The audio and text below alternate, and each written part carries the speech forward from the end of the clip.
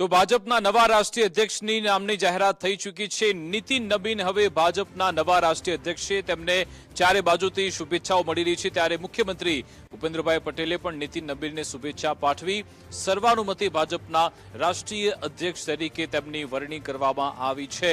નવી દિલ્હીમાં મુખ્યમંત્રી ભૂપેન્દ્રભાઈ પટેલે શુભેચ્છા મુલાકાત કરી હતી અને તેમને શુભકામનાઓ પાઠવી હતી।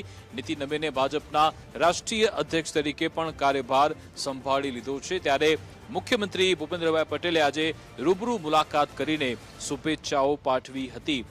મુખ્યમંત્રીએ કહ્યું કે આ પદ પર બિરાજવા બદલ આપને ખૂબ ખૂબ અભિનંદન અને શુભકામનાઓ। પ્રધાનમંત્રી મોદીનું જે વિકસિત ભારતનું જે વિઝન છે એને સાકાર કરવામાં તમે સક્ષમ છે એવું પણ કહેવામાં આવ્યું। આજ અંગે વિગત આપશે સંવાદદાતા નિકુંજ જાની ફોનલાઈન પર જોડાઈ ગયા છે। જે નિકુંજ,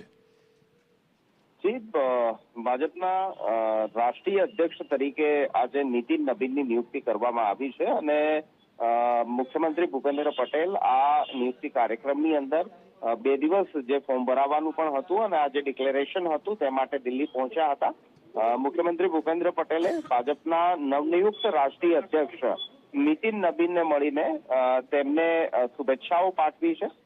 રાષ્ટ્રીય અધ્યક્ષ તરીકેનો તેમનો કાર્યભાર જે છે તે સંભાળ્યા બાદ તેઓ તેમની સાથે શુભેચ્છા મુલાકાત માટે પહોંચ્યા અને તેમની સામે પ્રત્યક્ષ મુલાકાત કરીને તેમને ભાજપના રાષ્ટ્રીય અધ્યક્ષ બનવા બદલ શુભેચ્છા પાઠવી છે। મુખ્યમંત્રી ભૂપેન્દ્ર પટેલ સહિત ગુજરાત ભાજપના નેતાઓ દિલ્હી પહોંચ્યા હતા આ નવા અધ્યક્ષની નિયુક્તિ કાર્યક્રમની અંદર, જેમાં મુખ્યમંત્રી ભૂપેન્દ્ર પટેલે રાષ્ટ્રીય અધ્યક્ષ નીતિન નબીન સાથે મુલાકાત કરી છે। બિલકુલ, આભાર નિકુંજ તમામ જાણકારી આપવા બદલ।